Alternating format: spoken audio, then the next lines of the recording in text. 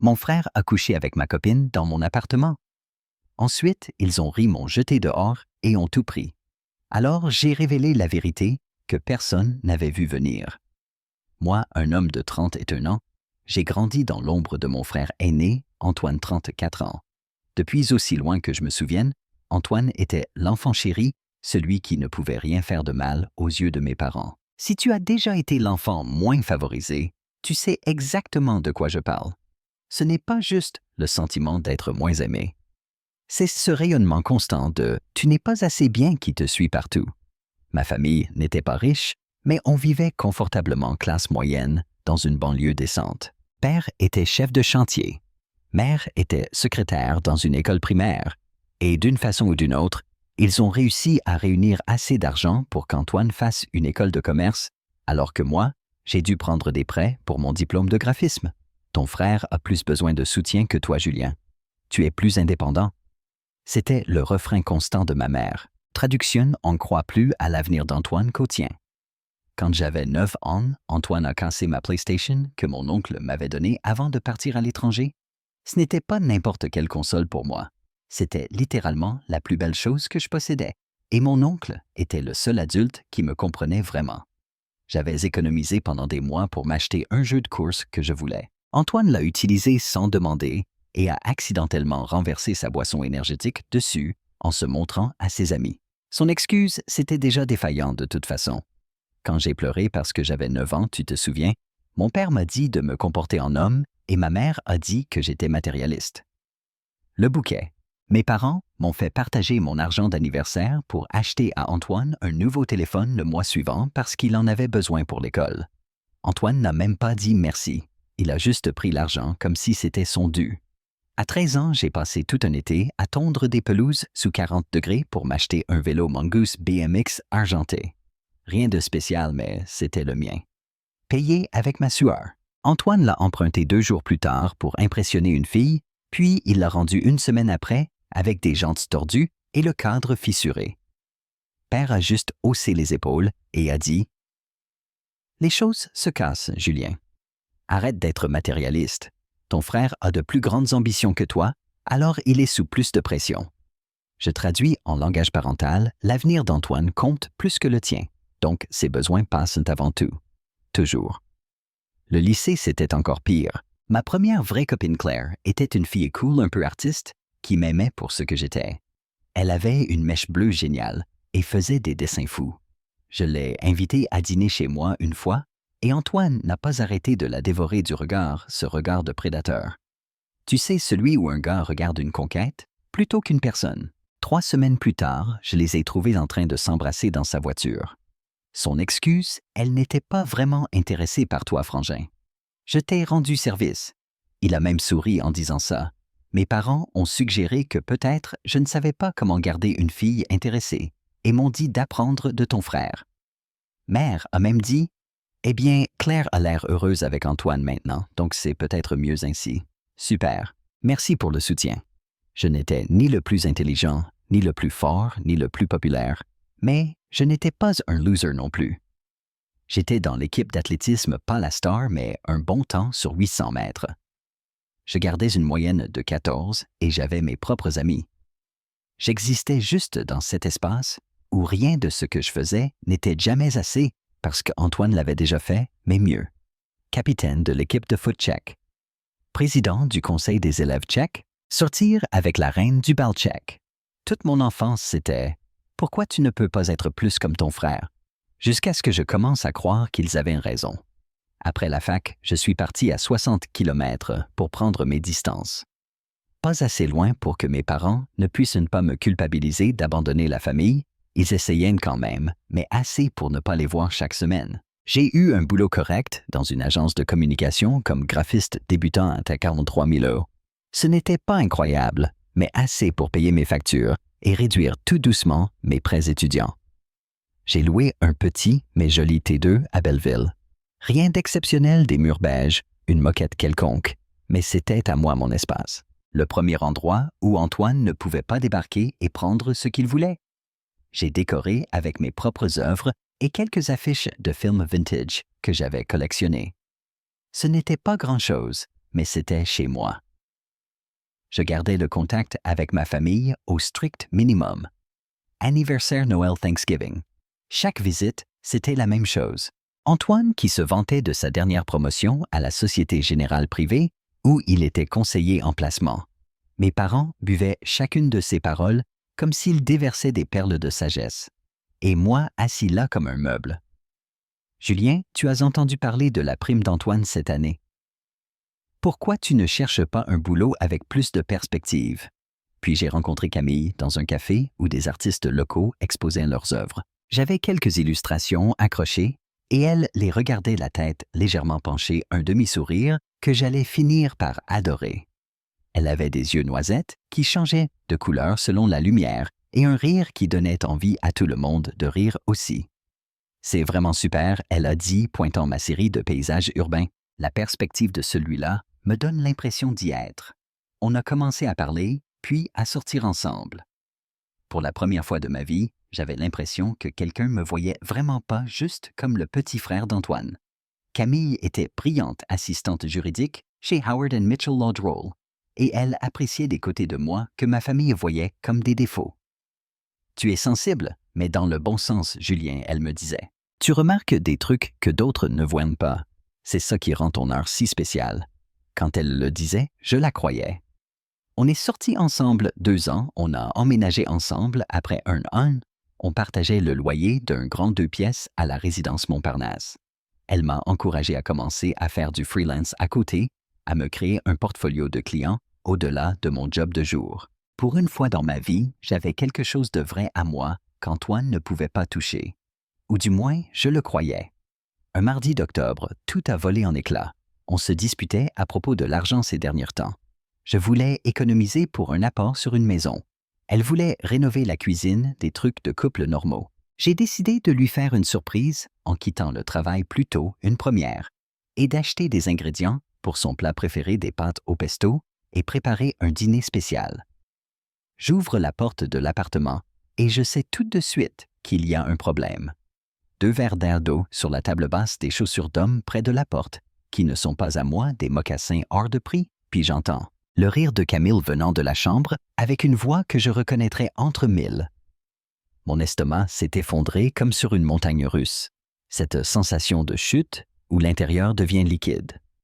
Je m'approche de la porte de la chambre et je reste là incapable de comprendre ce que je vois. Antoine affalé sur notre lit, pantalon de costume chemise ouverte, buvant ce qui ressemblait à la bouteille de cidre à 90 € que j'avais gardée pour notre anniversaire. Camille en sous-vêtements et un de mes t-shirts, le maquillage coulé d'une certaine façon. Quand ils m'ont vu, Antoine n'a même pas semblé surpris. Juste ce sourire suffisant que j'ai vu toute ma vie. Celui qui dit « J'ai encore gagné ». « Tiens, regarde qui rentre plus tôt », il a dit, reprenant une gorgée de mon cidre de fête. L'ouvrier rentre à la ruche. Camille a eu l'air surprise, 2 secondes, puis son visage a changé un mépris, une gêne comme si elle regrettait d'avoir été avec moi. « Tu n'étais pas censé rentrer avant 18 h. Elle a dit, comme si c'était moi qui avais fait quelque chose de mal, comme si je les dérangeais en rentrant chez moi. Antoine s'est levé, a mis son bras autour de mes épaules, comme si on était potes. Sa Rolex à 12 000 € brillait à son poignet. « Julien, mon pote, fais pas cette tête. On te rend service là. » Un service, j'ai réussi à articuler entre mes dents serrées. Mes mains tremblaient pas de peur, mais pour me retenir de lui casser les dents. « Oui, mec. Camille a besoin de quelqu'un qui peut vraiment subvenir à ses besoins, pas d'un gars qui essaie encore de percer comme artiste à 31 ans. » Il s'est approché, haleine mentholée et arrogance, juste assez fort pour que Camille entende. « Accepte-le, tu as toujours été deuxième. Camille a besoin d'un vrai homme, pas de ce que tu es. Ce soir, je vais lui montrer ce qu'elle a raté. » Le pire, ce n'était même pas ce qu'Antoine disait. C'était la réaction de Camille. Elle a ri. Un rire cruel moqueur que je ne lui connaissais pas. Puis elle est allée vers le placard et a commencé à jeter mes vêtements par terre comme des ordures. J'ai fait que me contenter tout ce temps, elle disait, balançant mon book préféré sur la pile, celui avec tous mes dessins originaux, certains faits pour elle. Ton frère gagne 3 fois plus et il ne se plaint pas de l'intégrité artistique quand je parle de vouloir des jolies choses. Elle a pris la photo encadrée de notre premier voyage ensemble et l'a laissée tomber. Le verre s'est brisé, un bruit qui a résonné dans ma poitrine. 2 ans de ma vie gâchés pour un gars qui ne sait même pas demander une augmentation, elle continuait. Chaque mot était un couteau. Antoine venait de conclure un deal qui vaut plus que ce que tu gagneras en 5 ans. Je suis resté là comme un idiot à regarder 2 ans de ce que je croyais être de l'amour se faire déchiqueter devant moi. Antoine l'a prise par la taille, a embrassé son cou en me regardant droit dans les yeux pour que je voie bien. « Prends tes affaires et pars, petit frère. On a des projets pour cet appart qui ne t'incluent pas. » Je ne me souviens même pas avoir fait mes valises. J'ai juste pris ce que je pouvais mettre dans mon sac à dos, quelques vêtements, mon ordi portable, mon disque dur externe avec mon boulot de graphiste et la boîte de photos de famille. J'ai laissé derrière 2 ans de ma vie. Les meubles économisés, les livres que j'aimais. Tout ce qui était trop gros pour porter. Il pleuvait, bien sûr. J'ai marché 6 rues avant de réfléchir à où j'allais. Mon téléphone a vibré un SMS d'Antoine. J'ai laissé quelques trucs à toi dans le couloir. Tout ce qui reste demain finit à la benne. Merci d'avoir préparé Camille pour moi. J'ai fini chez mon pote Mathieu. Son appart était à peine assez grand pour une personne, un studio avec kitchenette et salle de bain minuscule, mais il m'a fait de la place sur son canapé sans poser de questions. Il m'a juste tendu un soda. Tu parleras quand tu voudras. 3 sodas plus tard, je lui ai tout raconté. Il a juste écouté lâchant parfois. C'est grave. Ou quel connard! Exactement ce dont j'avais besoin. Pas de conseils, pas de relativise, juste la reconnaissance que je m'étais fait salement avoir. Ton frère a toujours été un con, Mathieu a fini par dire. Mais là, c'est du niveau sociopathe. 1 semaine à squatter son canapé. Mathieu me montre un truc sur son téléphone. Tu ferais mieux de pas regarder, mais tu dois savoir. Un post Instagram de Camille, elle et Antoine au même resto, où je l'avais emmené pour nos 2 ans, celui où j'avais économisé 3 mois. Elle portait la montre pour laquelle j'avais économisé des mois. La légende disait « Upgrade vers le meilleur frère ». Level up, ne jamais se contenter. Les commentaires, c'était pire. Des amis communs qui demandaient ce qu'il s'était passé et Camille qui répondait des trucs du genre « Enfin compris que je mérite mieux ». Certains hommes sont des garçons, d'autres des vrais hommes. Antoine commentait « Merci pour la seconde main ». Et elle répondait « À peine utilisé facile à upgrader ». Il parlait de moi comme d'une voiture d'occasion. Tout le monde me demande ce qui s'est passé, j'ai dit à Mathieu regardant le plafond. Amis, collègues, tout le monde. Je dis quoi, mon frère m'a volé ma copine, parce qu'il a toujours tout pris. Dis rien, conseille Mathieu. Laisse-les montrer à tous à quel point ils sont pourris. Plus facile à dire qu'à faire. J'avais l'impression de marcher à vif. Tout faisait mal. Je dormais pas, je mangeais pas 11 kilos perdus en 2 semaines. Mon boss m'a convoqué, s'inquiétait parce que mon boulot déclinait. 2 semaines après, ma mère appelle. On fait un dîner de famille le dimanche. Ta présence est attendue. J'essaye de trouver une excuse, mais elle coupe court. Julien, c'est important. La famille reste soudée quoi qu'il arrive. Antoine dit que vous avez eu un désaccord, mais il est temps d'être adulte. Un désaccord. C'est comme ça qu'il appelle coucher avec Camille dans mon lit. Maman, il a couché avec Camille dans notre appart alors qu'on était encore ensemble. J'ai dit attendant, son choc, son indignation. Pause. Ça arrive, Julien. Camille s'est sûrement rendu compte qu'ils avaient plus en commun. Tu trouveras quelqu'un à ton niveau un jour. J'ai failli jeter mon téléphone. Contre toute raison, je suis allé au dîner. Le maso en moi voulait voir jusqu'où ça irait. C'était exactement ce que j'attendais. Mère aux petits soins pour Antoine. Père qui acquiesce à tout ce qu'il dit. Et Camille avec un collier qui coûte sûrement plus qu'1 mois de mon loyer. Je repoussais la nourriture sur mon assiette pendant qu'il faisait semblant que tout était normal. On a une grande nouvelle annonce, ma mère surexcitée. Antoine et Camille emménagent à la résidence Les Tuileries. J'ai failli m'étouffer. Les Tuileries, c'était l'immeuble pour lequel j'économisais que je montrais à Camille depuis des mois. L'endroit où je voulais la demander en mariage dès que j'aurai l'apport. Super affaire, ajoute Antoine, avec ce sourire qui donne envie de lui planter une fourchette. 450 000 € pour le coin avec balcon. Tu sais celui que tu nous as montré dans la brochure. J'ai signé hier. J'ai senti la main de ma mère se poser sur mon épaule, ses ongles s'enfonçant un peu. N'est-ce pas merveilleux? Ton frère se pose enfin avec une femme de qualité. Tu devrais être heureux pour lui, au lieu d'être jaloux tout le temps. T'aimes tout it? J'ai regardé mon père espérant. Je ne sais pas quoi.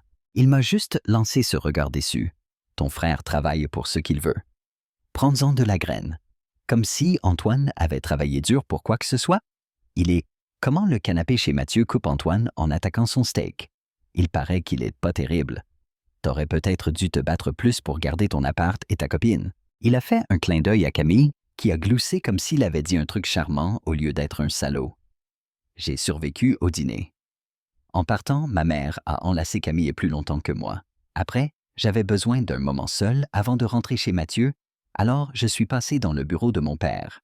Je me suis assis sur son vieux fauteuil en cuir, celui qu'il avait depuis que j'étais enfant, et j'ai essayé de calmer mes mains qui tremblaient. J'ai accidentellement bougé la souris.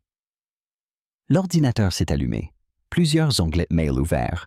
Mon père a toujours été nul pour se déconnecter. Je l'avais prévenu 1000 fois. J'allais partir quand une ligne d'objet m'a sauté aux yeux. Compliance Review Q3 Advisory Accounts. Je n'aurais pas dû lire, mais après tout ça, quelque chose m'a poussé à m'asseoir et à regarder. Un échange entre Antoine et une certaine Hélène Dubois du service conformité. Rien d'évident, juste du jargon sur les revues trimestrielles et les exigences de documentation. Mais la façon dont Antoine répondait trop désinvolte m'a paru louche. J'ai fouillé plus loin d'autres mails dans la boîte de mon père. Il était nul pour ranger jamais rien supprimé des milliers de messages.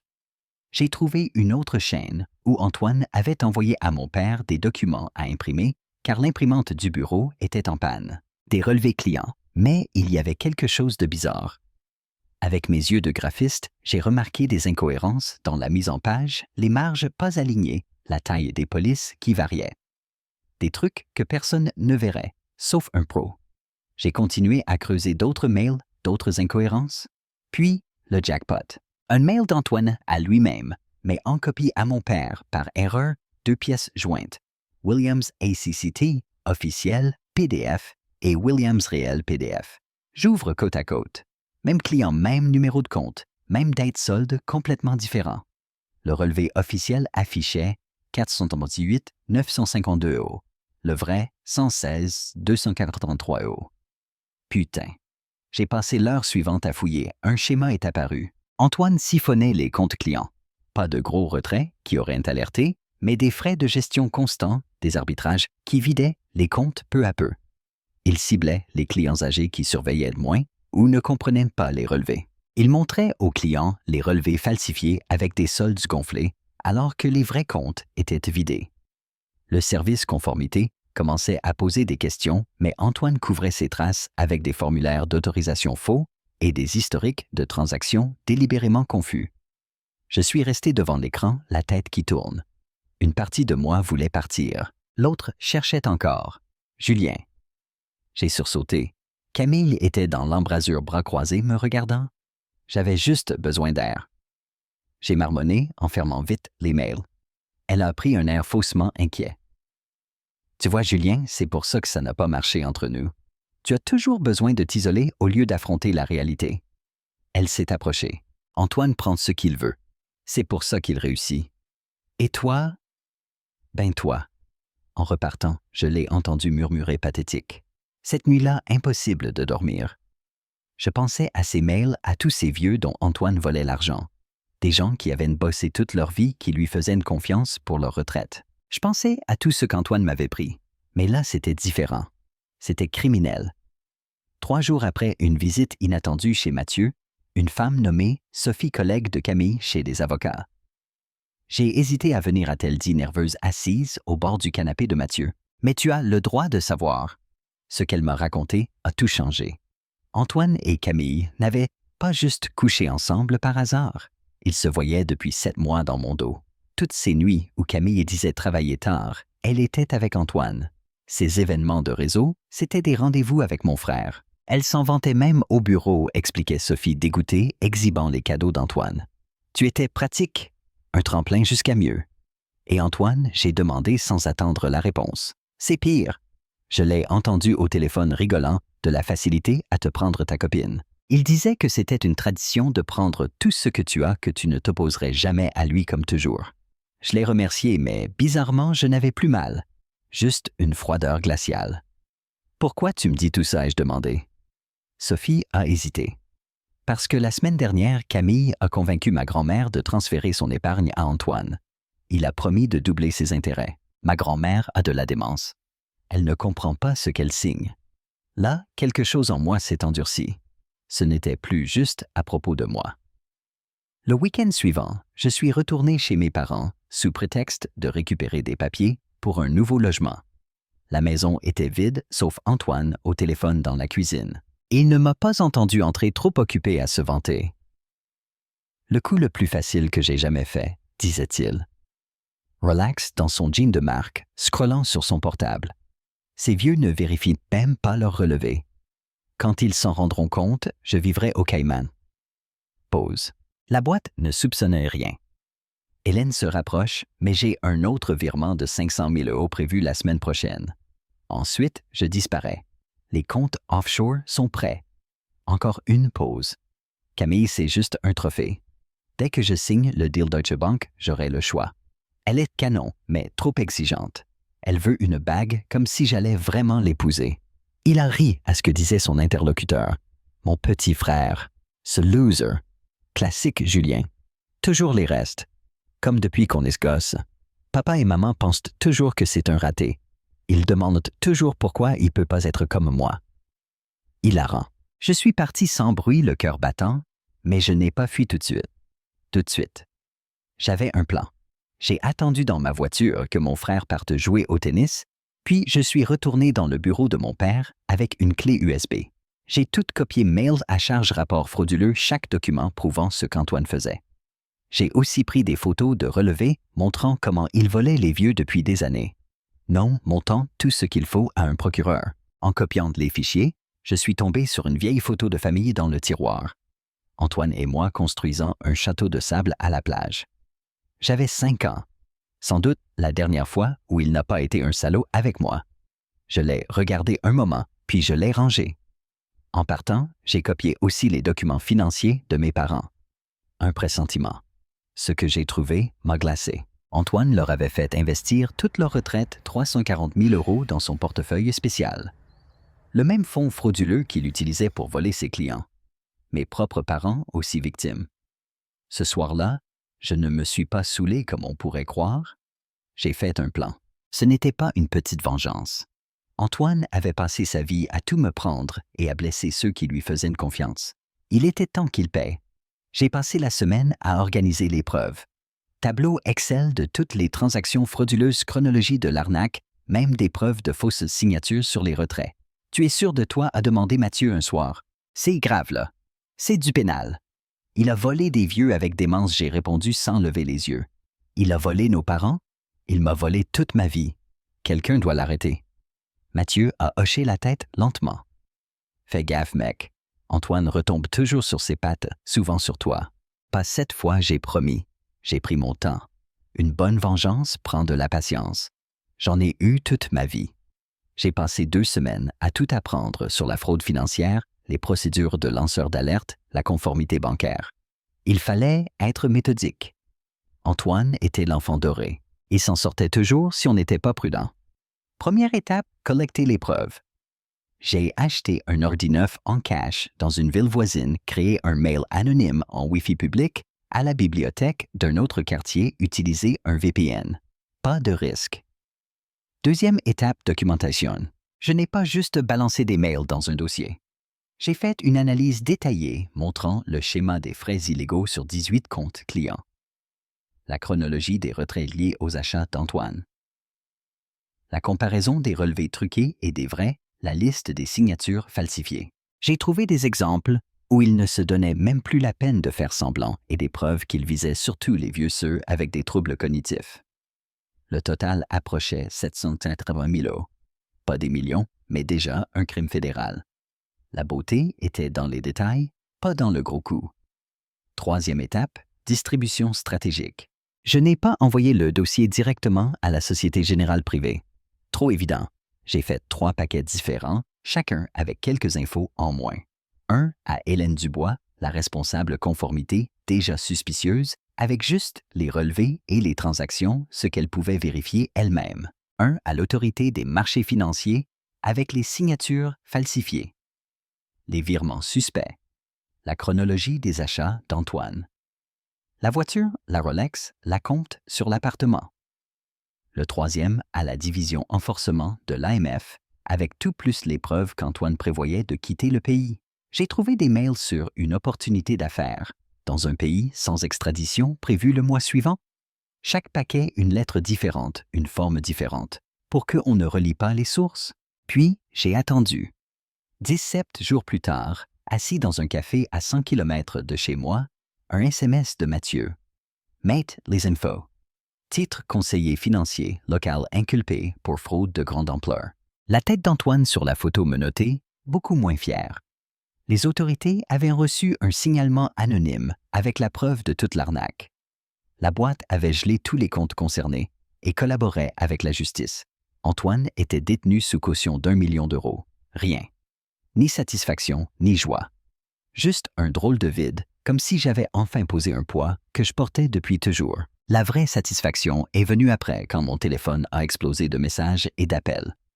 D'abord, Camille paniquée. « T'as fait quoi? Ils ont gelé tous les comptes d'Antoine. »« Tout. Le deal de l'appartement est tombé à l'eau, faut qu'on parle. » J'ai rien répondu. Puis ma mère Julien, c'est horrible. « Ton frère a été arrêté pour une histoire au travail. Tu dois rentrer. » La famille se soutient dans la crise. J'ai répondu « C'est vraiment un malentendu quand il a volé 2-3 millions. » Sa réponse a été immédiate. « Comment tu connais ce chiffre? Qu'est-ce que tu as fait? » Mon père plus direct. « Ton frère dit que tu as pris des documents sur mon ordi et que tu les as envoyés à sa boîte. Si c'est vrai, tu as trahi la famille. Il risque la prison. » J'ai répondu. « Il t'a dit qu'il a volé ta retraite aussi. Regarde tes relevés. » Silence radio 3 heures. Puis un appel de mon père que je n'ai pas pris. Sa voix brisée comme jamais. « Julien, tu avais raison. Les comptes sont vides. Tout ce qu'on avait parti. Ta mère est anéantie. Rappelle-nous, je ne l'ai pas fait, pas tout de suite. Il me fallait du temps. J'ai cherché un nouveau boulot loin d'eux. J'ai trouvé un petit appartement payé 3 mois d'avance avec mes économies. Cette page était tournée. Une semaine plus tard, mes parents débarquent chez Mathieu. Quelqu'un à la banque leur a dit où je bossais, ils m'ont retrouvé. Ma mère avait pris 10 ans d'un coup. Mon père ne pouvait même pas me regarder. On peut parler, demande ma mère, sans ce ton de jugement pour la première fois. Je les ai laissés entrer. Ils se sont assis sur le canapé pourri de Mathieu tout petit. La maison va être saisie, dit mon père. C'est pour rembourser les victimes. On n'a nulle part où aller. Antoine dit à la police que tu as volé les fichiers, ajoute ma mère. Il essaie de faire croire que tu l'as piégé par jalousie. J'ai ri, vraiment ri. Et vous y croyez. Ils se sont regardés. On ne sait plus quoi croire, à vous, mon père? Tout ce qu'on pensait savoir. Antoine vous vole depuis des années, j'ai dit. Pas que votre retraite. Le prêt pour sa première voiture. L'argent pour son voyage pro à Vegas, les sous disparus du fonds anniversaire. Toujours Antoine. Ma mère a fondu en larmes pour de vrai, pas les larmes de manipulation. On a besoin de toi, Julien, dit mon père, avalant sa fierté. On n'a plus personne. Je les ai vraiment regardés. Ces gens qui avaient toujours préféré Antoine, qui m'avaient rabaissé toute ma vie, qui venaient juste parce qu'ils avaient besoin. Tu te souviens quand j'avais 16 ans que je voulais faire ce stage d'art à 1200 € et que vous disiez qu'on ne pouvait pas. 2 semaines après, vous achetiez une moto à 3500 € pour Antoine parce qu'il fallait un moyen de transport. Ils ont détourné les yeux. Ou, quand j'ai eu mon diplôme et que vous avez raté la cérémonie parce qu'Antoine avait un tournoi de golf. On a fait des erreurs, murmure ma mère. Non, vous avez fait des choix, j'ai corrigé. Des choix toute votre vie. Maintenant, vous vivez les conséquences. Je me suis levé. Je ne témoignerai pas contre Antoine. Les preuves parlent d'elles-mêmes. Mais je ne l'aiderai pas non plus. Aide-nous alors, supplie mon père. On est tes parents. J'ai soufflé. Je vous aiderai à trouver un logement temporaire. Je vous aiderai pour les démarches. Mais pas d'argent, et je ne ferai pas comme si le passé n'avait pas eu lieu. En partant, ma mère s'est retournée. Camille nous appelle tout en bas, Ansembi. Elle est enceinte, ce serait d'Antoine. Bien sûr. Parfait timing. 2 jours plus tard, Camille débarque à mon boulot. Fini les fringues de marque Juste une robe simple, maquillage discret. La détresse classique. Julien, s'il te plaît, larmes aux yeux. J'ai fait une énorme erreur. Antoine est un monstre. Il m'a menti sur tout. Comme t'as menti pendant 7 mois, j'ai répondu calmement. Ses yeux se sont écarquillés. Tu savais? Pas à l'époque. Je l'ai su après. Je suis enceinte. Elle a posé la main sur son ventre. J'ai besoin d'aide. Les comptes d'Antoine sont gelés. Ses parents sont ruinés. Il n'y a que toi.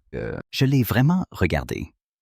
La femme que je voulais épouser aujourd'hui, une inconnue, qui a aidé à détruire ma vie.